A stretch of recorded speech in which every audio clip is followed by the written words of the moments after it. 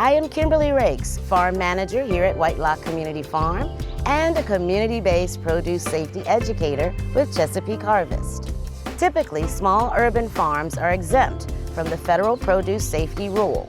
Just because we are exempt does not mean it is not important to urban farmers that we are growing, harvesting, and packing produce safely. Recently, I attended an on-farm readiness review conducted at rural Josie Porter's farm in Northeast Pennsylvania. Although there are many similarities in food safety protocols on urban and rural farms, there are some differences and challenges we will talk about today. We want to demonstrate for urban farmers what it is like to have an on-farm readiness review.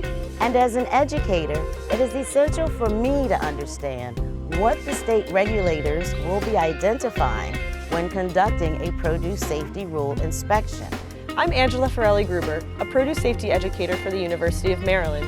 I provide education and hands-on assistance to help farmers in Maryland reach their food safety goals, whether that be building a food safety culture as they begin farming, navigating where they fit into the federal produce safety rule standards, or preparing farms for an audit. We're here today to conduct an on-farm readiness review. This is a confidential service that the Maryland Department of Agriculture provides to help farmers gauge how they are aligning to the federal standard. In Maryland OFRRs, a team of 3 people, a local county extension agent, a produce safety educator like myself, and a Maryland Department of Agriculture rep will come out to your farm, talk with you about your practices, and give you advice on how you are aligning with the produce safety rule. Again, this is confidential, so we leave all notes we take with you. After this visit, you get a sense of where you're doing well in your food safety culture and practices on your farm, and where, if any place, you need to tighten up procedure, introduce a new record, or another produce safety practice to align with the rule. So let's tour the farm. Thank you so much, Kimberly, for having me on this beautiful farm today. As you know, today we're going to be doing an on-farm readiness review. So I'm going to be asking you questions about how you grow, harvest, and pack your produce. All the questions that I ask are related back to a section of the FSMA Produce Safety Rule.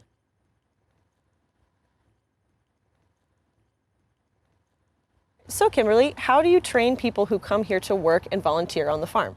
We're contacted via online. I send a waiver that lets them know what our insurance policy and course are. Then we send a link with 3 videos from Cornell University. So that gives the basics of hand washing, the basic procedures and principles of working on an urban farm.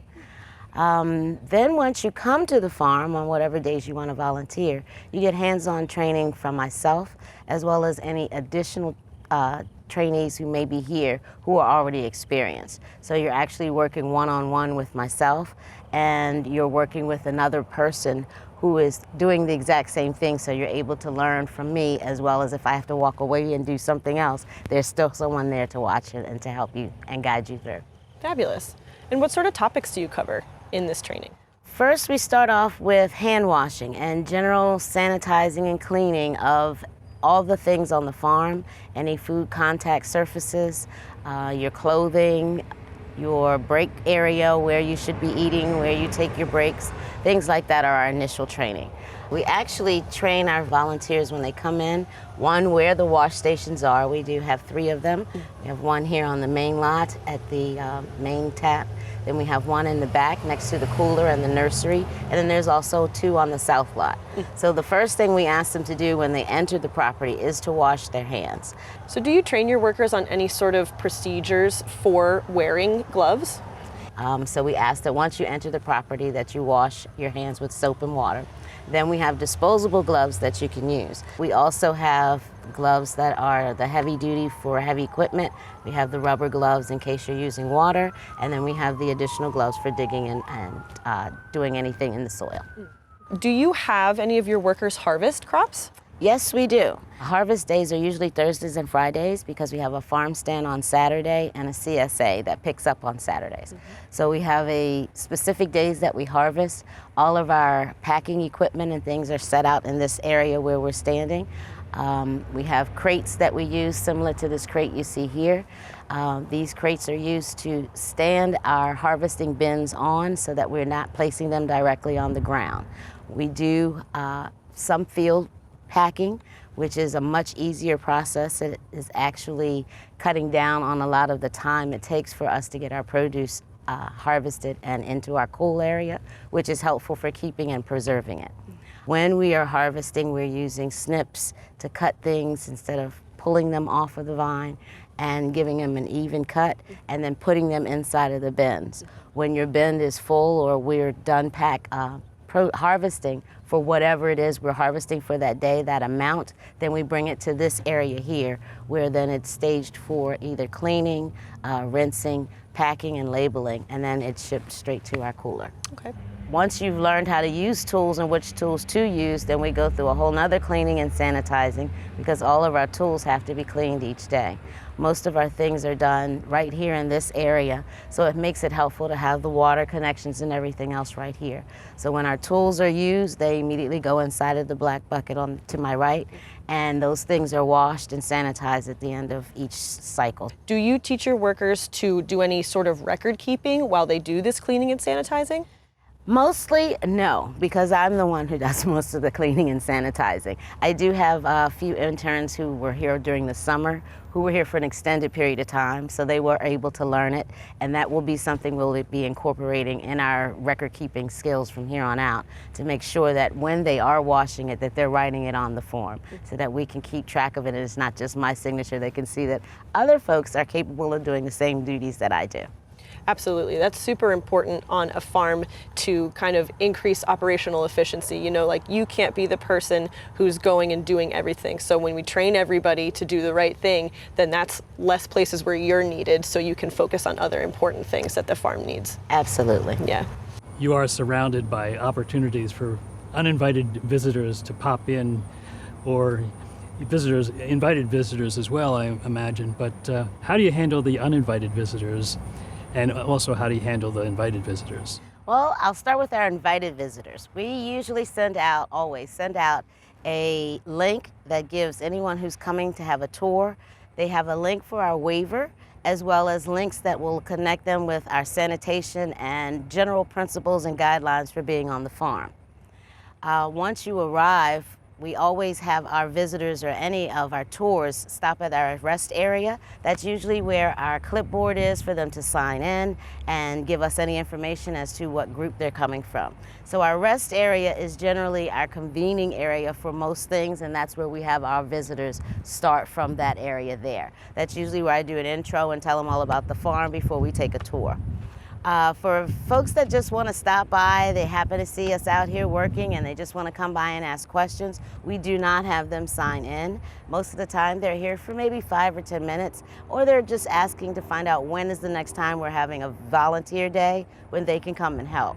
So those visitors, we don't ask them to sign in, but I usually gravitate toward them wherever I am on the farm. So if they're coming in from the main entrance, or if they're coming in from our side entrance, or even if they're standing on the fence, I can just go to them and answer any questions that they might have. I always gravitate towards them so that I don't have them with their contaminated shoes coming in from the street, here in our harvest area, or anywhere near our crops.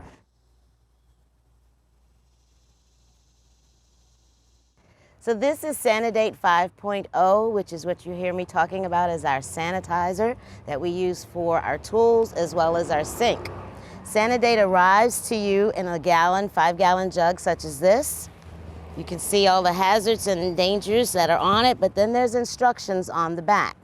Now, one of the things that happened when it arrived is it came with this large top, which made it very difficult in order for you to pour it out. And it has a very, very pungent odor.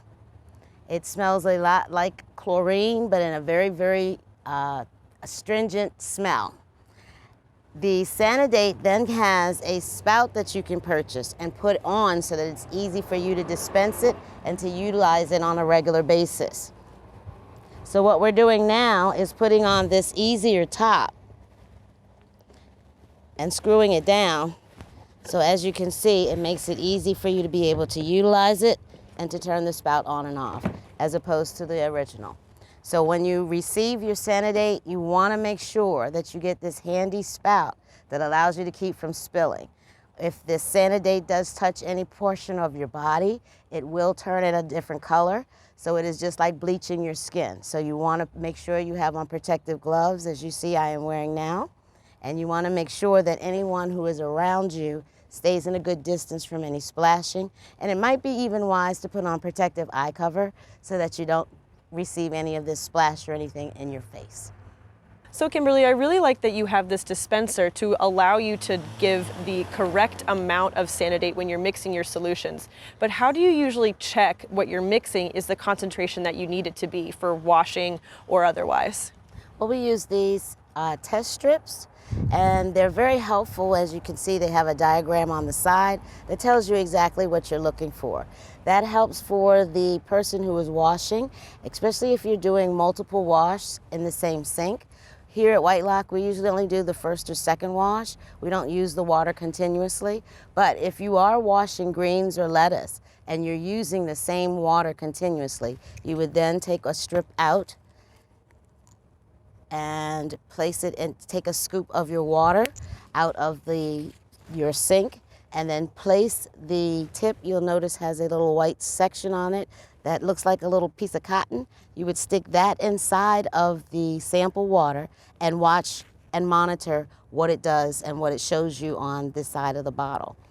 So thanks so much. I really like that these test strips have a colorimetric gauge so you can see what concentration that you need, and it has the exact sort of range that you're looking for your working solution. That's key. It's super important. Another common problem that we see with these ppm strips is that they have a shelf life of about a year and a half. So every year it will be something to do maybe in the beginning of the season to re-up your ppm strip supply, just so that you're using ones that are not expired. One other thing that you can do for the rule is every time that you are monitoring that wash water Sanidate concentration is to record that that's what that is. And also you could record when you are changing the water batches. How do you manage that wash water quality, and when do you know when it's time to change that water? Well, it's a visual appearance of what the water looks like initially. Looking at the water and seeing how it is holding up with all of the washing that we're doing. In that process, we only use one sink of water for 2 batches of greens. So whether it's lettuce or collard greens, we're only using 2 batches to use in any sink full of water. If we find that it does look like the water is soiled a lot, then we will use the test strips to find out if the concentration of Sanidate is still good. If it shows that it is not, then we can add the Sanidate again and then test it to see if it is good enough for the concentration for us to then do another batch in that same sink. If it is not good enough and we have to empty the sink, then again we have to wash with soap and water the entire sink, and then as we are rinsing it and we fill it with water the second time, then we have to add the Sanidate according to its concentration for filling up the sink for a new batch of greens.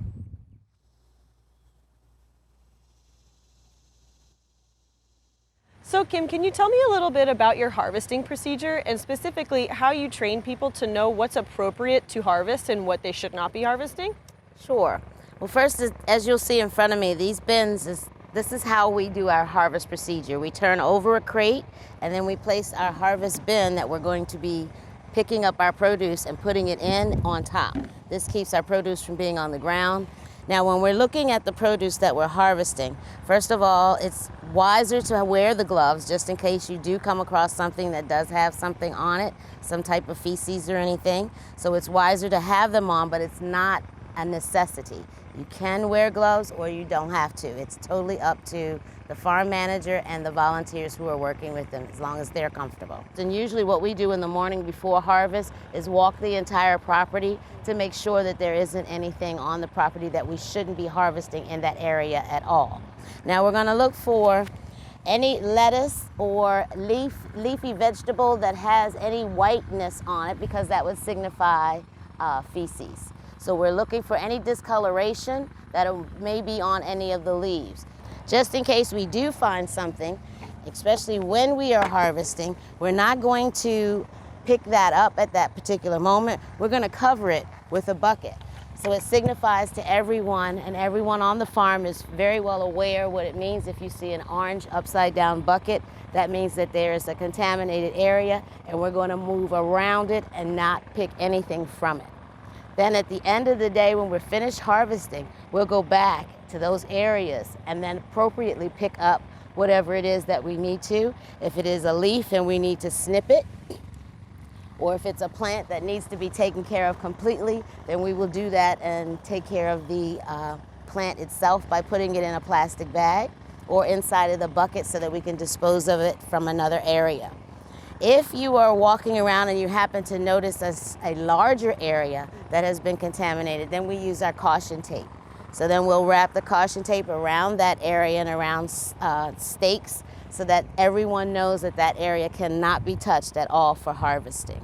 So I think those are two great practices, using a caution tape for a large buffer or this orange bucket for a small buffer. Both of those are really intense visuals for workers on the farm to know that things around here should not be harvested. So great job on that. Thank you. So you mentioned while you're harvesting, sometimes you have to deal with bird poop. What other sort of wildlife challenges do you have to navigate in this urban farm setting? Well, naturally, because this is an urban farm in a community neighborhood, we have to deal with pets as well.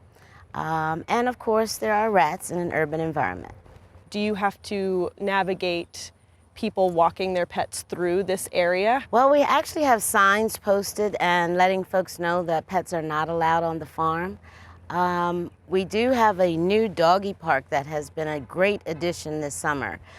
Having that dog park at the end of our south lot has allowed the neighborhood to have a specific place where their dogs can go to the restroom.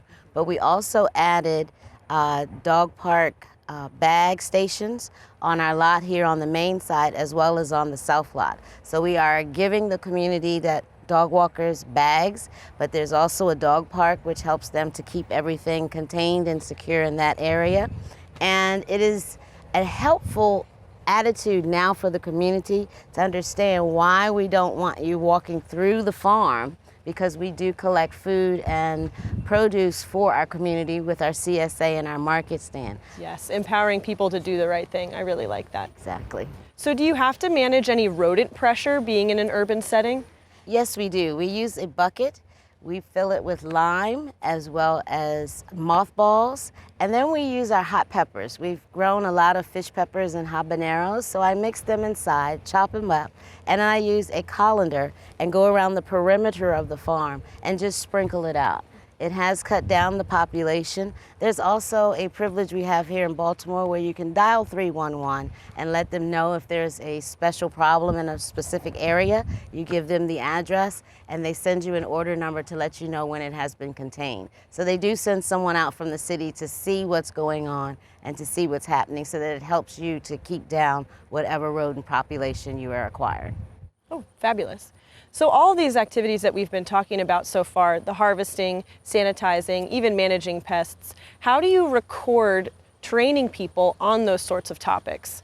Well, it's a part of our training segments as we go from phase to phase, from our cleaning and sanitation to our harvesting, to training folks on how to put transplants in the ground. That also becomes a part of your training, because as we are learning how to harvest, you have to learn how to identify for any contamination. So then at that moment when a student or a volunteer is being trained on how to harvest, then that's usually when we do our walkthrough and they get a chance to see what it is I'm looking for on a regular basis when I'm walking around the property. Great. So something you can add to that activity at the end of the day, on their first day, or even while you're onboarding them, is you can do this either digitally or with a piece of paper, just recording the different topics that you're talking about so you have that record of worker training. Wonderful. I like the online idea. Thank you. Mm-hmm.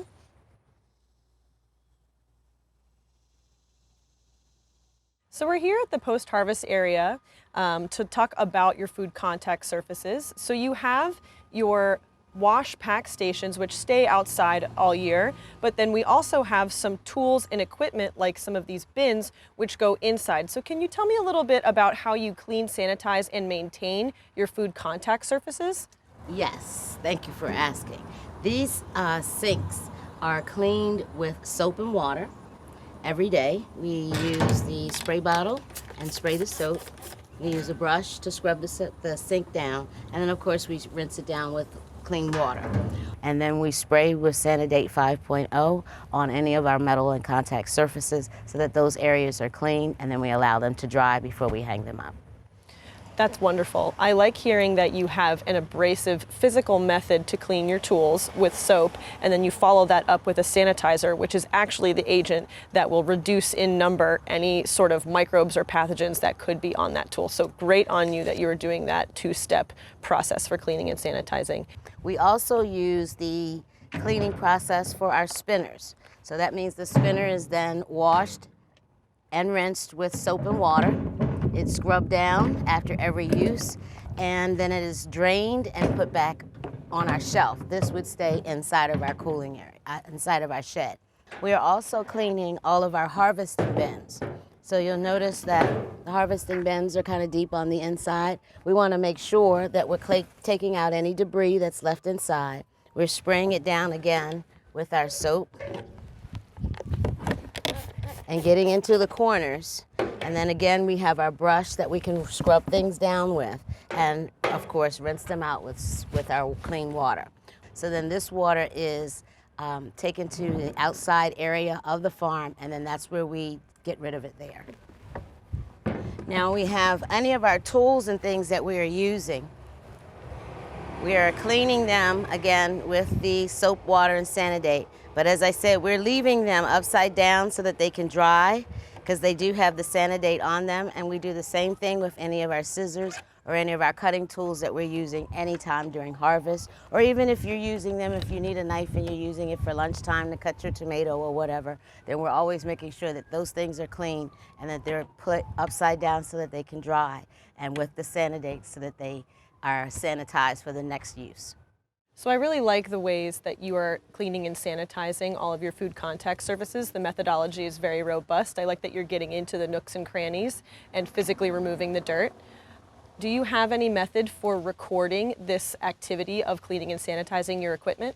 Yes, we do. We actually have a binder that we keep here on the premises, and it contains all of the records and things that we keep track of. I think what you're referring to is our cleaning and sanitizing record, which keeps tracks of the tools, the dates, and everything that is cleaned. Currently, we have not been using this, but this is something we will be implementing right away. All right, that sounds good. I like that you have a template here. As per the produce safety rule, something important to write or keep in track of this record is to have the method that you're using for cleaning and sanitizing somewhere written either on the record itself, or you can reference an SOP. Okay. You can say that you cleaned with soap, water, detergent, and how much ppm you used of Sanidate here, and then you would initial it. And you will write down your specific food contact surface that you are cleaning at that time. So you can use a bank of the different types of food contact surfaces that you have to make it a little bit easier to record. You can also transition this paper record to something online and record it that way if that's easier for you. So this rule is kind of about making it flexible so it's easy for you to achieve. Wonderful. I think I like the online idea. We don't have electricity here, so it's pretty hard to try to get everything down, but I can go home and do things online and have a record of it there. So we talked a little bit about how you wash some crops in that 2-compartment sink, but you also use this area for some of your post-harvest washing. And I do notice that you have some wood in this area that might be a food contact surface, which is very, very hard to clean and sanitize. So can you tell me a little bit about how you clean, maintain, and sanitize this space? Sure. First, this is used for our root vegetables, any of our root crops. So things that don't have to be dunk washed, it's a single wash process. So we're really just rinsing off the rough dirt that's on potatoes or carrots and things of that nature. So originally, when I first started, we were actually using these sinks to wash our root vegetables. Then I recognized that we didn't have to go through that process. That was a little bit more intense than was necessary for root crops. So then we moved to simply using this as a single wash process and spraying it down with the water hose and allowing any excess dirt and soil to go through. Then we learned that by using one of these crates that already has the openings, we can use this and put our produce inside, our root vegetables, rinse them from here, and then we're also able to wash these out with soap and water and then sanitize them with the Sanidate 5.0. So this is a more effective way of cleaning our harvest as well as cleaning our harvesting tools and our food surface contact areas. And I think that this is a really good example of continuous improvement as your operation grows and as you learn more about food safety and how you can apply it to your operation.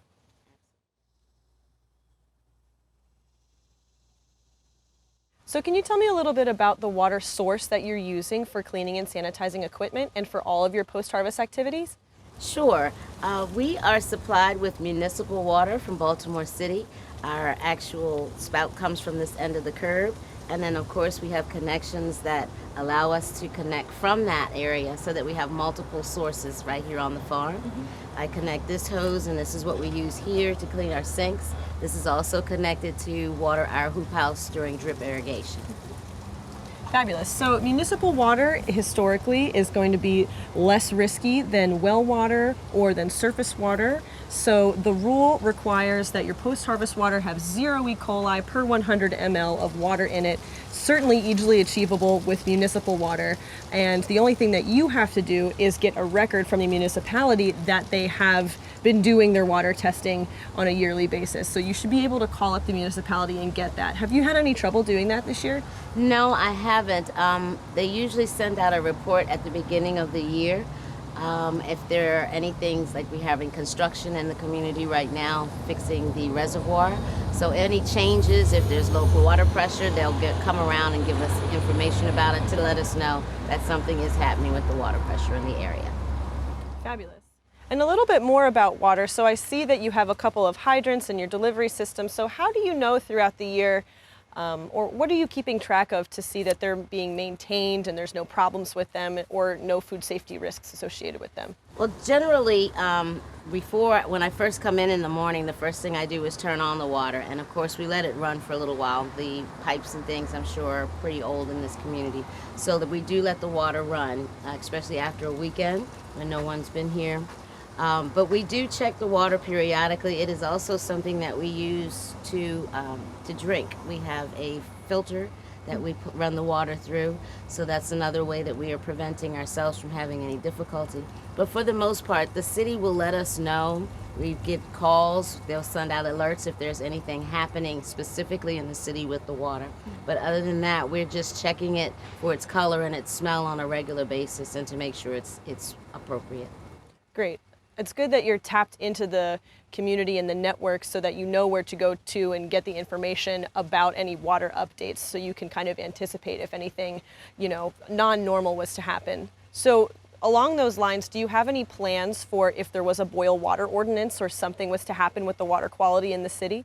Well, this fall, we are actually going to take all of the water collecting rain barrels and clean and sanitize those out. We're going to fill them with water using rainwater and then position them in different areas of the farm so that we are able to utilize the rainwater and not so much use our municipal water during the winter times. I would say that that is a good strategy to supplement your water for potentially irrigation. Now, knowing that rainwater collection is a little bit riskier than municipal water, so how do you anticipate mitigating any food safety risks with using rainwater on the farm for pre-harvest purposes, and keeping in mind the rule will not allow the use of rainwater for post-harvest washing purposes? The rainwater, as I said, will be connected to just for our fields, and it'll be connected using drip irrigation. So we'll connect the spouts from down the bottom and then allow that water to then help to supplement the water that'll be utilized on the field crops. As far as the way we're collecting it, we have screens on the top as well as a guard on the top of the most of the barrels so that we can keep any debris or insects from going inside of our rainwater. Like I said, we're revamping the idea. We do currently have screens on them, but I'm sure they will need to be replaced when we take the old water out and rewash and sanitize everything. So we'll probably be coming up with a better system of screenage so that we can keep the most minuscule insects from getting inside of that water, because that's the issue we had with the other screen we had. The screen holes were a little larger, so there was debris that went inside. So that's why we're revamping everything and putting in smaller screens so that we can capture a cleaner waters for our irrigation for the crops. Yes. Using drip tape is a great way to minimize risks with using rainwater for irrigation, because you're using that water as a non-contact method, where the water that's being used to irrigate for most crops is not touching the edible portion of the crop, right? What I would recommend, if you have crops like radishes or carrots, those crops continue to irrigate them with your municipal water, because we know that that's less risky, and then you can lay the drip tape for other things that grow on top of the ground for your rainwater, like zucchinis or kale or tomatoes. So part of this regulation is keeping in mind what sort of water quality that you're working with and maintaining that water quality throughout you using it, throughout your source, and how it's being distributed around the farm, right? So you are using municipal water, which we have identified is a little bit less risky than an open source of water or even a well. But another piece to that is to look at the distribution of your water from where the source starts to how it's going out to the different beds through irrigation. So that includes all of your hydrants, it includes your hoses, how your hoses are being stored and maintained, different things like that. This is called a water distribution assessment, and per the rule, every year it's something that you will do as a formal sort of activity to take a look at all your connections and see if there are any issues with them. And then you can record them on this log right here, right? So because you're a farmer, this sort of activity is something that you would likely do many times throughout the year, because you want to make sure that your water system is working. So this is just an additional log to write down when you're thinking about it in terms of food safety, right? Because we know that any problems with the connections, any sort of leaks could be a place where contamination can enter. So being mindful of that as you're looking at your setup can help you identify problems before they happen and fix issues with the distribution system.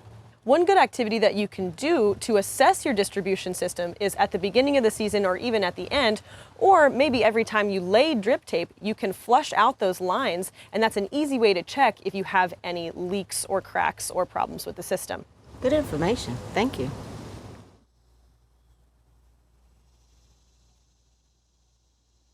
So can we take a look inside your cold room? Sure.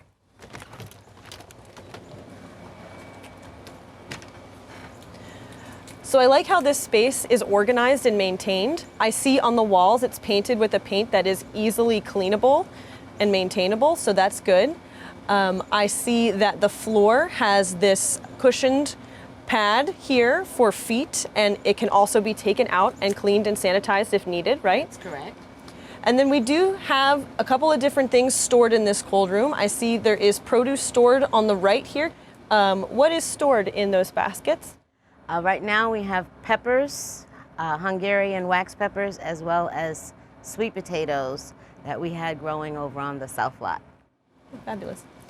I would recommend moving that produce storage out from under the condenser of the cooler.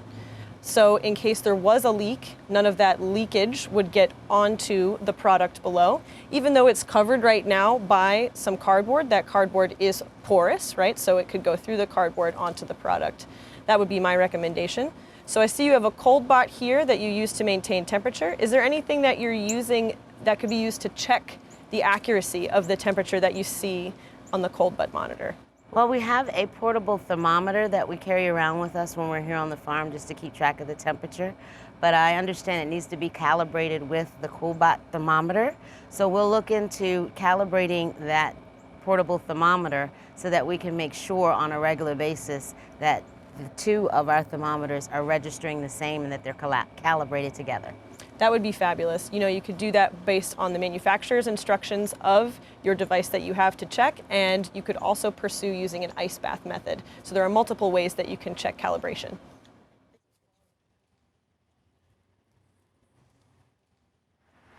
So we're here at your compost area of the farm. Can you tell me a little bit about what you use this compost for on the farm? Yes, most of our soil, the majority of it comes from what we create here.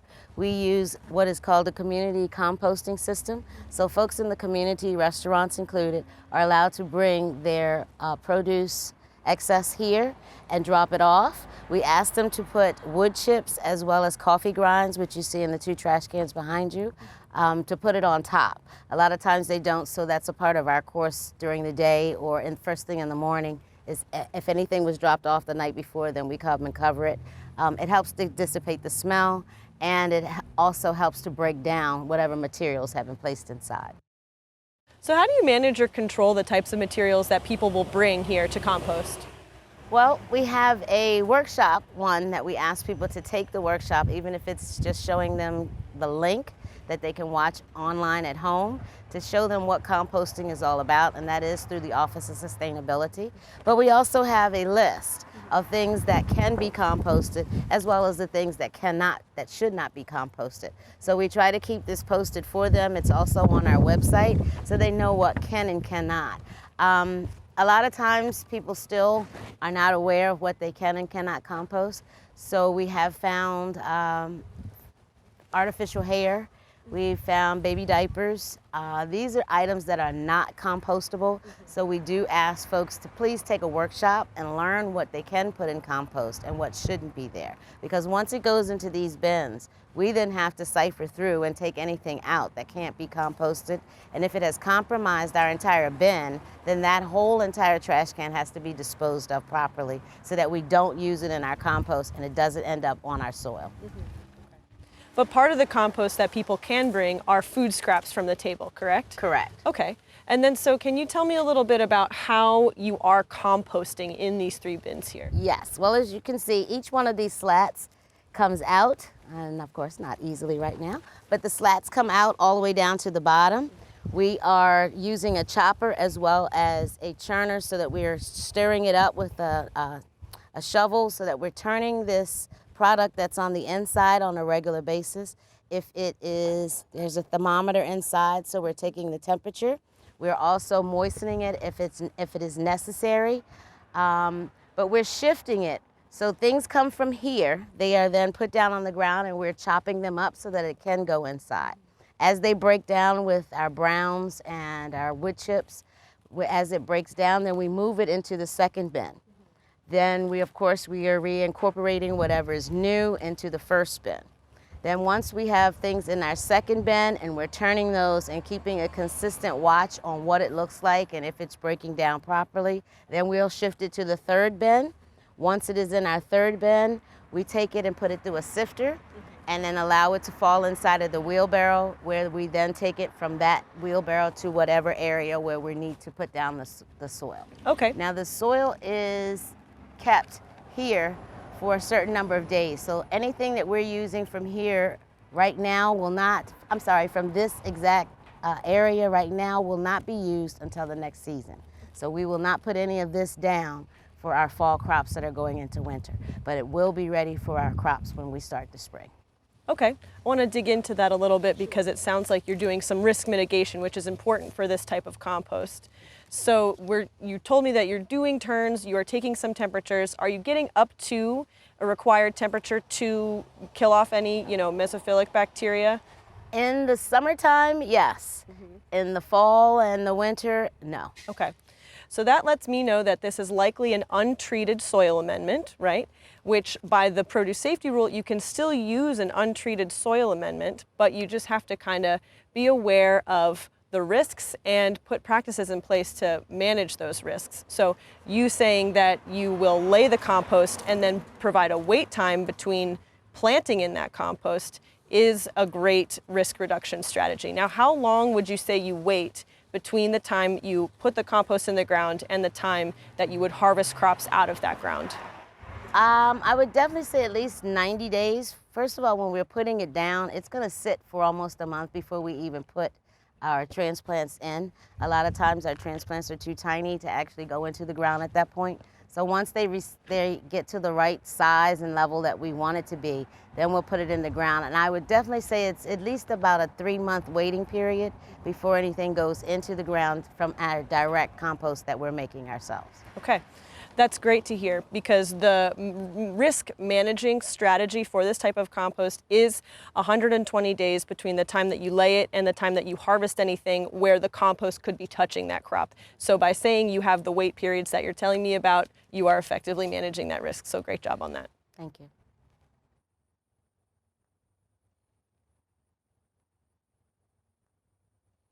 We're in one of your lovely high tunnels that you have on the farm. You have 2. And in this one, I see that you have tomatoes and some melons that you were growing this year. Yes.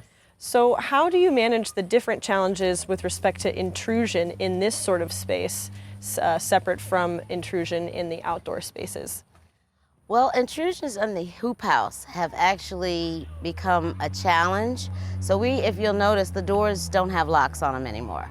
We used to keep it locked, but in that aspect of things, we had a lot of damage to the property on the outside. So we have let go of the locks and keeping things locked off from the public. This was actually used last year as a living space. So we actually had to shut down all production inside of the hoop house because it was defecated inside. So that required us to close it down and do a cleanup and have it sit for 190 days in order for us to thoroughly clean everything out. And then we came in, and this is why we put up the trellises this year, to take away some of the space that was open and utilize the area a little bit better so we can hopefully keep so many intruders from coming in and out.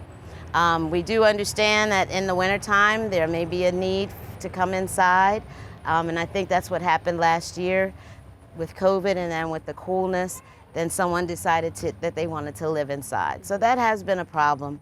We also have had issues with people coming in, leaving clothes behind, and things of that nature. So it's just something that we monitor every morning when I come on site.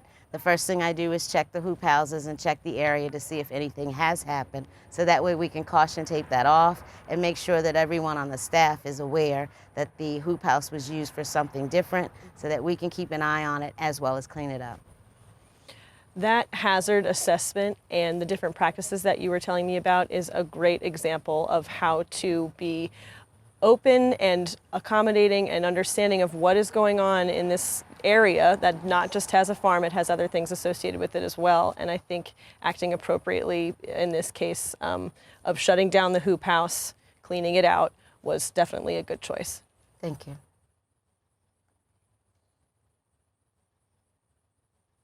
Is this the bathroom that services the farm? Yes. Can you tell me a little bit about the challenges that you face maintaining this bathroom? Well, as you'll notice, there is not a lock on the door. We used to have it specifically for staff and volunteers, but we had a few challenges with locking it, so now we keep it open for the public to use. This is serviced by United Porta Potty Service once a week. They come in on Tuesdays, they clean the porta pot, they clean the outside as well, the toilet area, refill the toilet paper, refill the paper towels, as well as the soap and water that goes inside of the system so that you pump in order for you to get the water into your hands. Oh, fabulous. So they will take the gray water out Yes. also? That is Yes. wonderful. And they take care of this and wash everything down once a week. Oh, that's wonderful. A couple things I really like about this setup is I like that it is stocked with soap, paper towels, pumping water. The one thing that I would add to this is a trash can to easily throw away your paper towels at the end of the day. Yes. And we used to have one. We did have an event this weekend, so I'm sure it just walked away for right now. But it does remind me that maybe I should connect it to the porta pot so we don't have to worry about it walking away anymore. There you go.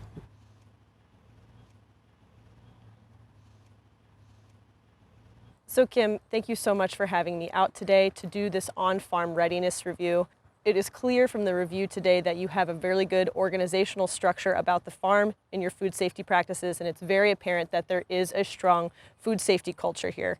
I would say it's most apparent in the way that you're telling me that you're training your workers on their task-specific training, that you are really on getting wildlife intrusion out of the farm, keeping them out of the growing areas, and that your organization of the totes and the PPE is also really good because you are setting it up for people to do the right thing very, very easily. So I want to commend you on that. Thank you.